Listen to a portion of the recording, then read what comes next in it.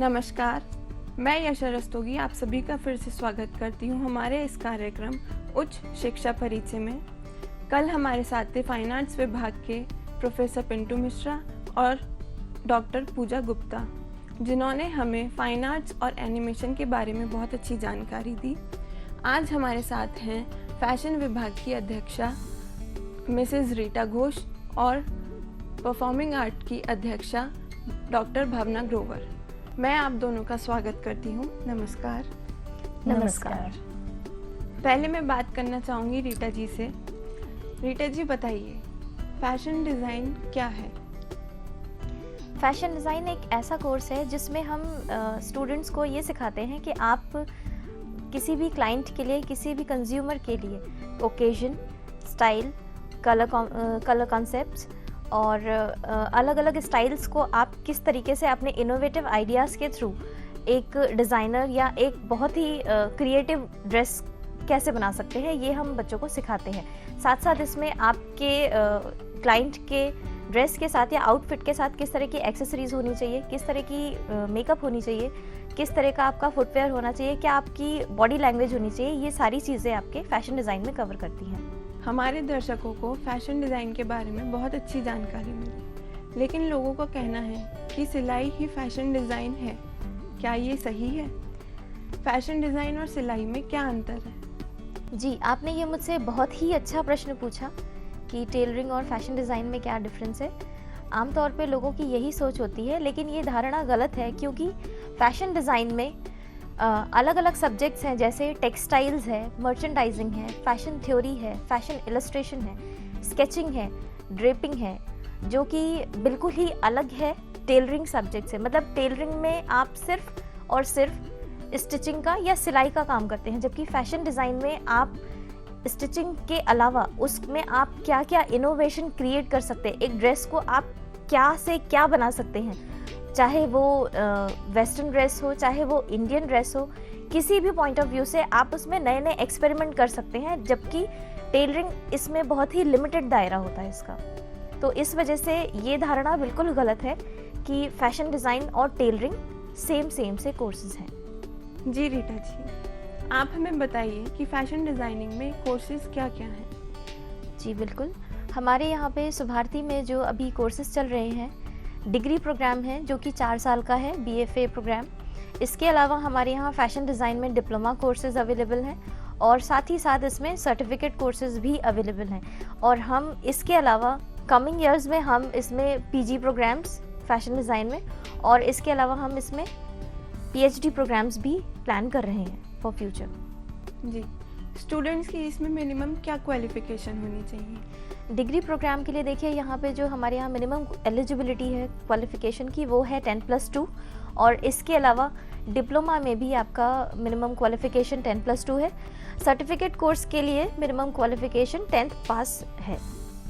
जैसा कि आपने अभी कहा कि डिग्री कोर्स है और डिप्लोमा कोर्स है, तो मैं ये पूछना चाहूँगी कि डिग्री कोर्स में और डिप्लोमा कोर्स में क्या अंतर है? डिग्री और डिप्लोमा में ये अंतर है कि आपका जो डिप्लोमा कोर्स है उसमें आप इन डेप्थ नॉलेज नहीं ले सकते। मतलब आप इसको इस तरीके से समझ सकते हैं कि जितने भी हमारे सब्जेक्ट्स हैं फैशन डिज़ाइन में, उन सब की जो ऊपरी तौर पे जानकारी होती है वो आप डिप्लोमा में ले सकते हैं, लेकिन इसकी इन डेप्थ नॉलेज जो है वो आपको डिग्री कोर्स में ही मिल सकती है। बिल्कुल सही बात है। जी, मैं ये पूछना चाहूँगी आपसे कि फैशन डिज़ाइनिंग का क्या स्कोप है और क्या इसमें बच्चों की प्लेसमेंट भी होती है? हाँ जी बिल्कुल, क्योंकि आजकल जो हमारा माहौल है, आजकल हमारे यहाँ जो इंडिया में या कहीं भी आप बात करें तो सबसे पहले बात आती है प्लेसमेंट्स की।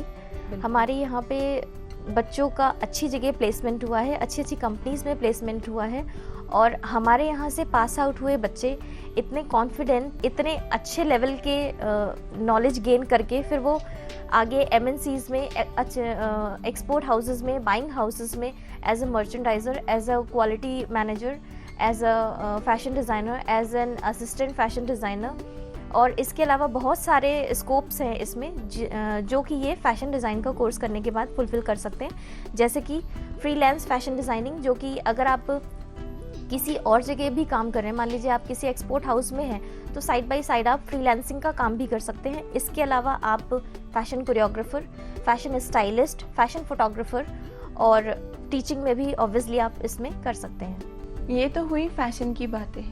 जहाँ तक आपने सुना कि फ़ैशन में कितना स्कोप है, कितने बच्चों को प्लेसमेंट मिल सकती है, फ़ैशन डिज़ाइन क्या है, टेलरिंग क्या है। अब हम बात करना चाहेंगे डॉक्टर भावना ग्रोवर जी से परफॉर्मिंग आर्ट के बारे में। तो भावना जी बताइए, परफॉर्मिंग आर्ट क्या है? देखिए, सबसे पहले मैं बताना चाहूँगी कि परफॉर्मिंग शब्द यानी प्रदर्शनकारी कलाएं, ये ऐसी कलाएं हैं जिसके अंतर्गत संगीत, नृत्य, ड्रामा आदि ये सब चीज़ें आती हैं।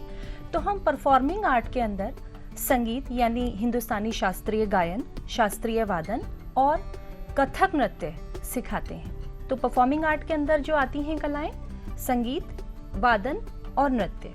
तो यशा, मैंने आपको बताया कि इसके अंदर संगीत आता है, रंगमंचीय कलाएं आती हैं कि जो ऐसी कलाएं हैं जो मंच पर प्रस्तुत की जाती हैं। भारतीय संस्कृति है और उस संस्कृति को हम भारतीय शास्त्रीय गायन, वादन, नृत्य के द्वारा दिखाते हैं। और दूसरी चीज़ मैं आपके साथ दर्शकों की जानकारी के लिए ये बताऊंगी कि परफॉर्मिंग आर्ट विषय जो है बहुत कम जगह अभी इस समय चल रहा है। नॉर्थ इंडिया में तो पूरे उत्तर भारत में हम देखें तो कथक और संगीत, गायन, वादन ये सब विषय सिर्फ सुभारती विश्वविद्यालय ने अभी पिछले ही वर्ष शुरू किए हैं। इसके अलावा सुभारती के अलावा और किसी विश्वविद्यालय में ये विषय नहीं है पूरे उत्तर भारत में। तो ये तो हमारे लिए बहुत हर्ष का विषय है कि हम भारतीय संस्कृति को बचा रहे हैं और सुभारती विश्वविद्यालय इसमें हमारा साथ दे रहा है कि संगीत और गायन वादन हम आगे बढ़ा सके हैं। हमारे इस परफॉर्मिंग आर्ट में क्या क्या कोर्सेज चल रहे हैं? हमारे यहाँ सुभारती विश्वविद्यालय में बीए पाठ्यक्रम चल रहा है जिसे हम बीपीए कहते हैं, यानी बैचलर इन परफॉर्मिंग आर्ट्स, जो त्रिवर्षीय डिग्री पाठ्यक्रम है। इसके अलावा 3 वर्ष का ही डिप्लोमा पाठ्यक्रम और 1 वर्ष का सर्टिफिकेट पाठ्यक्रम चल रहा है। जैसा कि आपने अभी कहा कि 3 वर्ष का ही डिप्लोमा है और 3 वर्ष का ही डिग्री कोर्स है जी। तो इसमें क्या अंतर है? हाँ, ये आपने बड़ा अच्छा प्रश्न पूछा।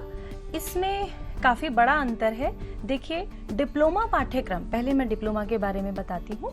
डिप्लोमा पाठ्यक्रम जो है ऐसा पाठ्यक्रम है कि इसे कोई भी छात्र सीख सकता है। महत्वपूर्ण बात ये है कि कोई भी छात्र अगर बीटेक कर रहा है, बीएससी कर रहा है, बीए कर रहा है, तो वो अपनी पढ़ाई के साथ संगीत में पाठ्यक्रम ये ज्वाइन कर सकता है, डिप्लोमा पाठ्यक्रम। और इसके साथ डिग्री पाठ्यक्रम अगर हम देखें तो वो एक पूर्णकालिक पाठ्यक्रम है जिसके अंतर्गत विषय की हम गूढ़ जानकारी देते हैं।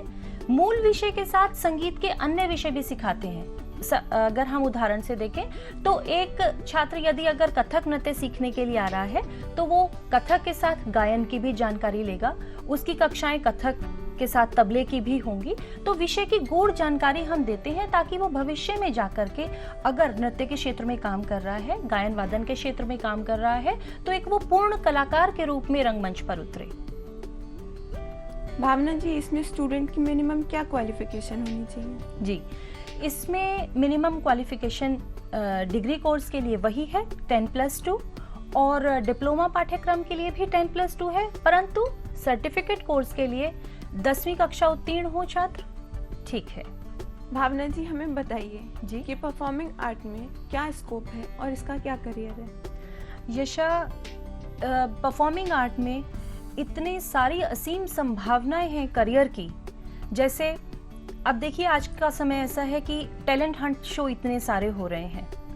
अगर कोई भी छात्र हमारे द्वारा सही प्रशिक्षण पा करके रंगमंच पर आ रहा है तो उसे प्रसिद्धि इतनी जल्दी मिलती है। ये तो एक अलग चीज़ हो गई प्रसिद्धि पाने वाली, क्योंकि परफॉर्मिंग आर्ट कला ही ऐसी है जिससे व्यक्ति बहुत जल्दी प्रसिद्धि पा जाता है, परंतु एक अच्छा विद्यार्थी बनने के बाद। इसके अलावा आप देखिए, संगीत निर्देशक बन सकते हैं, नृत्य निर्देशक बन सकते हैं, प्रोडक्शन हाउस में कार्य कर सकते हैं।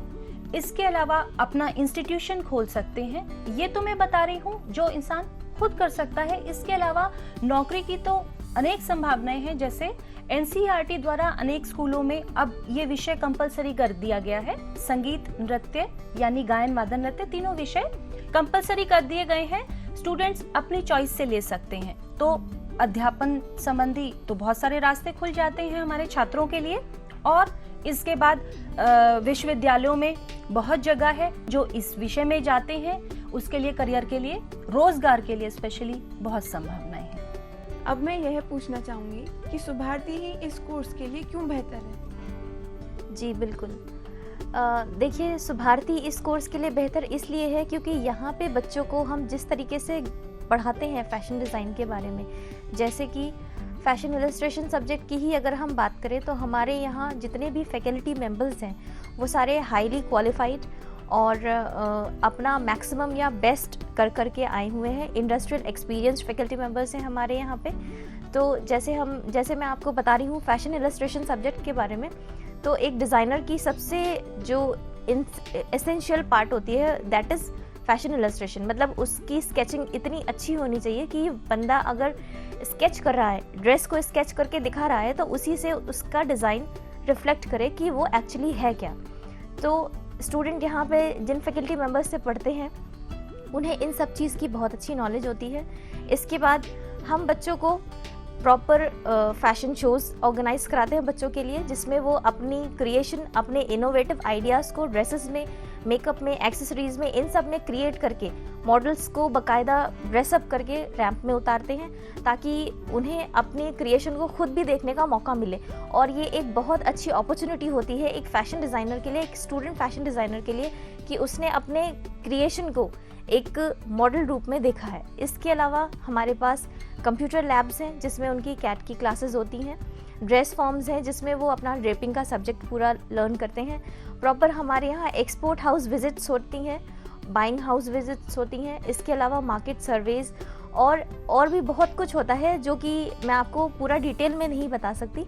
लेकिन हाँ, एक चीज़ बहुत अच्छी है यहाँ पे कि हम बच्चों को वो प्लेटफॉर्म प्रोवाइड कराते हैं ताकि बच्चा जो सोच करके आता है कि हाँ मुझे एक फ़ैशन डिज़ाइनर बनना है या मुझे वो चीज़ गेन करनी है या मुझे वो अचीव करना है, तो इसके लिए सबसे ज़्यादा ज़रूरी जो चीज़ है वो है प्लेटफॉर्म प्रोवाइड कराना, जो कि हम फैशन शोज़ और एग्जीबिशंस के थ्रू बच्चों को प्रोवाइड कराते हैं, जिससे कि बच्चा एकदम से ही उस हाइक को या उस पीक को देखता है कि हाँ मैं इस अचीवमेंट को गेन करने के बाद कहाँ पे पहुँच सकता हूँ।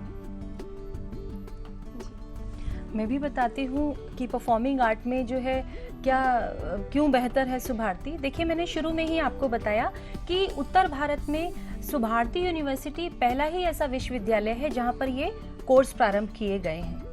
इसके अलावा यूँ तो गली गली में जो है बहुत सारे इंस्टीट्यूशन खुले हुए हैं जहाँ पर डिप्लोमा कोर्स वगैरह कुछ सिखाया जाता है, परंतु विषय विशेषज्ञ से सीखना और विषय की गूढ़ जानकारी पाना वो शुभार्थी विश्वविद्यालय में ही संभव है, क्योंकि मैंने आपको बताया कि मूल विषय के साथ हम विषय से संबंधित सभी चीजें सिखाते हैं।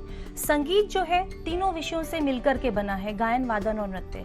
एक गायक को नृत्य की और वादक की हमेशा ज़रूरत है। नृत्यक को तो बहुत ज़्यादा ज़रूरत रहती है रंगमंच पर। जब हम लाइव परफॉर्मेंस करते हैं तो कितने सारे कंपनिस्ट हमारे साथ बैठते हैं, तो हमें उन्हें अपना जो हम भी एक्सप्रेशन दे रहे हैं, जो भी अपना ताल पाठ कर रहे हैं, एक्सप्रेशन कर रहे हैं, वो सब उनको समझाना ताकि वो हमारे अकॉर्डिंग काम कर सके। तो ये सब विषय की गूढ़ जानकारी हम देते हैं।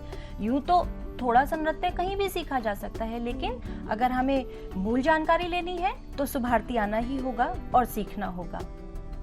इसके साथ साथ मैं एक चीज़ और बताना चाहूँगी कि हमारी शुभार्थी ही क्यों बेहतर है। इसके लिए सबसे बेस्ट आंसर ये है क्योंकि हम अपने यूनिवर्सिटी के अंदर ही देखिए, आपने छोटे छोटे इंस्टीट्यूशंस या ऐसे बहुत से इंस्टीट्यूशंस होंगे जहाँ पे फैशन डिज़ाइन कराया जा रहा होगा, लेकिन इन कैंपस आप ये सारी फैसिलिटीज़ लेते हैं जिसमें कि आपका फैशन शो, एग्जीबिशन एंड आपकी फ़ैशन फोटोग्राफी और क्रोमा स्टूडियो, ये सारी चीज़ें आपको इन कैंपस मिल जाती हैं। तो ये सबसे बड़ा इसका प्लस पॉइंट है कि आप यूनिवर्सिटी के अंदर ये सारी चीज़ें अवेल कर रहे हो। इसी तरह परफॉर्मिंग आर्ट विषय के लिए भी हमारे पास जो बड़े क्लासरूम हैं, साउंड प्रूफ क्लासरूम हैं, हमारे पास कंप्यूटर लैब है, हमारे पास बहुत सारे वाद्य हैं जिनको समझा जा सकता है, सीखा जा सकता है। तो ये सभी चीज़ें किसी भी छात्र का करियर बनने के लिए बहुत महत्वपूर्ण रखती हैं। तो इसलिए शुभार्थी बेहतर है। जी, सुभारती में एडमिशन का क्या प्रोसेस है? बहुत ही सिंपल प्रोसेस है इसका। आप अभी जैसे हमारी यूनिवर्सिटी में, सुभारती यूनिवर्सिटी में ऑनलाइन रजिस्ट्रेशंस भी ओपन हैं और आप कॉलेज में आकर के भी रजिस्ट्रेशंस करवा सकते हैं। इसके अलावा जब आपका रजिस्ट्रेशन हो जाता है तो यहाँ पे एंट्रेंस एग्ज़ाम होता है। उस एंट्रेंस एग्ज़ाम को देने के बाद जो आपकी मेरिट लिस्ट आती है उसके अकॉर्डिंगली स्टूडेंट्स का यहाँ पे एडमिशन होता है। और वैसे भी रजिस्ट्रेशन इस समय प्रारंभ हो गए हैं, और क्योंकि ये ऐसे विषय हैं, क्योंकि ये क्रिएटिव विषय हैं, इसमें सीट भी कम रहती है, तो मैं दर्शकों से कहना चाहूँगी कि जो भी हमारे विषयों में एडमिशन लेना चाहते हैं वो जल्दी से जल्दी आएँ और रजिस्ट्रेशन कराएं। जी जाते जाते रीटा जी, मैं आपसे एक सवाल और करना चाहूँगी। जी बताइए। क्या डिज़ाइनर गारमेंट्स ही केवल रैंप के लिए ही होते हैं? नहीं, ऐसा बिल्कुल भी नहीं है। देखिए, डिज़ाइनर गारमेंट्स तो मैं आपके लिए कर सकती हूँ। ये ऐसा बिल्कुल भी नहीं है कि ये सिर्फ सेलिब्रिटीज़ तक ही लिमिटेड है। हम आम जो हमारी डेली लाइफ है, आप अगर देखेंगे, हम, आप, भावना मैम, हम में से सभी जब भी कभी फॉर्मल पार्टीज़ में जाते हैं या किसी स्पेशल ओकेजन में जाते हैं, हम सोचते हैं कि हम कुछ अलग पहने। तो डेफिनेटली हम इस चीज़ का भी ध्यान रखते हैं कि वो सिर्फ सेलिब्रिटीज़ तक ही लिमिटेड ना रहे, वो हम मैक्सिमम किस किस क्लाइंटेल को कवर कर सकते हैं, उस क्लाइंटेल लिस्ट में आप भी हो सकते हो, भावना जी भी हो सकती हैं, कोई भी हो सकता है। ऐसा कुछ नहीं है कि ये सिर्फ सेलिब्रिटीज़ तक ही लिमिटेड है। जैसा कि आप सभी ने जाना कि फैशन डिज़ाइन क्या है, परफॉर्मिंग आर्ट क्या है, इन दोनों कोर्सेज में क्या स्कोप है, क्या स्टूडेंट के लिए क्या अपॉर्चुनिटी है। मैं ज़्यादा समय ना लेते हुए अपने दोनों गेस्ट को धन्यवाद करूंगी। नमस्कार भावना जी, नमस्कार रीटा जी। नमस्कार। तो दर्शकों, अभी हमारे विशेषज्ञों द्वारा दी गई जानकारी से आप लाभान्वित हुए होंगे। अधिक जानकारी के लिए आप हमारी वेबसाइट और टीवी स्क्रीन पर दिए गए फ़ोन नंबर पर आप कॉल कर सकते हैं। ज़्यादा समय ना लेते हुए मैं यशा रस्तोगी आप सभी को धन्यवाद करती हूँ। नमस्कार।